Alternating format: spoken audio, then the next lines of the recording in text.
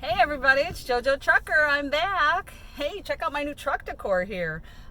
This is a flag I actually found in my mom's personal effects, and I really don't know the story as to where she got it from or why she had it or why it was important to her, but I had it dry cleaned and hanging up in here as an extra little curtain to the back area, which it's kind of added an extra little sense of privacy back there. And when I'm coming at you, you can see it through the windshield, so it's a little patriotic addition to my truck decor, so I had to share that with you and do today's video in front of it. And hey, 33 subscribers, that is so cool. Thank you. It's so neat to know that there's so many people out there interested in what I'm doing out here, so I really appreciate it. Please share my videos and subscribe to my channel if you haven't yet. And I'm trying to answer as many questions as I can. And today's video, I'm going to give you three driving tips that we can use as truckers, and you guys can use as four-wheelers alongside of us as truckers, so to keep the road safe. I wanted to share those with you today. But before I do that, I did want to give a big shout out. It is Christmas week, so Merry Christmas, Happy Hanukkah, Happy Kwanzaa, whatever you celebrate. Please remember to do it safely and spend as much time with family and friends as you can. Life is too short to not show the people you love how much you appreciate them. So please enjoy your time. And I did want to give a very, very special wish to the man of my dreams, the love of my life, my husband, Don. It is really hard to be a truck driver out here unless you've got the proper support at home, and he is my biggest fan and is always there for me no matter what I need, advice, shoulder to cry on, whatever. I really wish that everybody had the kind of love and support that I do from Don, and we are unable to spend this Christmas together, so I wanted to mention him in my video and let him know how much I really appreciate and love him. So hey baby, thank you so much for everything. And well, let's get started to 3 driving tips. Now, I'm going to include some graphics that I found online in with these tips, so make sure you look at those. If you're just listening to this video, make sure you check those out. But tip number 1, I'm going to discuss our blind spots.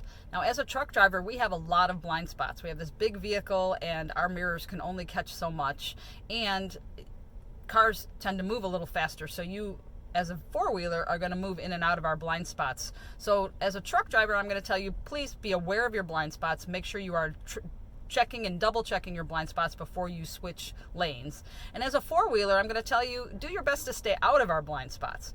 Now, you have the ability to maneuver your vehicle faster than I do. My truck is governed at 63 miles an hour. So in a situation where there's a 70-mile-an-hour speed limit or an 80-mile-an-hour speed limit, you obviously as a four-wheeler can go faster than I can. So I would suggest that you do your best to get out of my blind spots. If we are in a heavy traffic situation and you are in my blind spot, there's really nothing I can do about that. And I would just say be as aware as you can. So truck drivers, please double check your blind spots often before you switch lanes, and four-wheelers, stay out of our blind spots.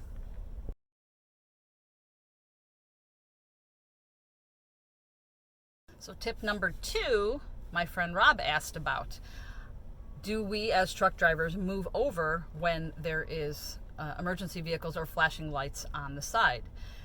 Yes, I was trained that way, but believe it or not, Rob, every state has what they call a move over law, which means you need to move over for flashing lights or obviously emergency vehicle flashing lights, but that also counts for four-way flashers too. Now, I know if that was you on the side of the road and you were having some traffic issues or engine issues or whatever that caused you to pull over, you would want as much space as possible. Yes, a truck does cause an extra draft or a pull or whatever, and it does shake the vehicle that's on the side of the road. So we do our best to get out of the way. Now, obviously, you have to do that safely. So the move over law says that not only do you have to move over for flashing lights or emergency vehicles, but you have to move over safely. So if there's no ability to move over, then I would strongly recommend that you just slow down for those vehicles that are in the shoulder or even stuck in a lane. So that is tip number 2, the move over law.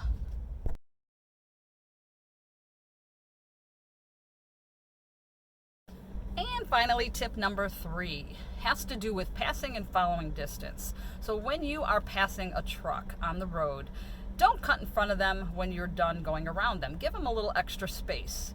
And some following distance, don't follow too closely. I've included a graphic that has some pretty good guidelines as far as how close you should get to the vehicle in front of you depending on the vehicle. So keep in mind that if I've got 40,000 pounds of meat in my trailer, I am not going to stop as fast as I could if I was empty. And even if I'm empty, I cannot stop as fast as a car could stop. So I'm going to try and keep as much distance as I can in front of me, but you as a passing vehicle should also keep as much space as you can, so that we can try and keep the roads safe out there. I know as a four-wheeler, I spent most of my life trying to get from point A to point B as fast as possible, and I really have a new outlook on that as a truck driver. It should be, you should try and get from point A to point B as safe as possible. So slow down, look around you.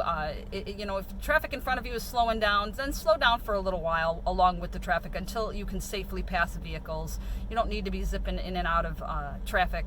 I know I'm guilty. I used to do that. I know I trained my brother how to drive and told him how to zip in and out of traffic, and I really regret that.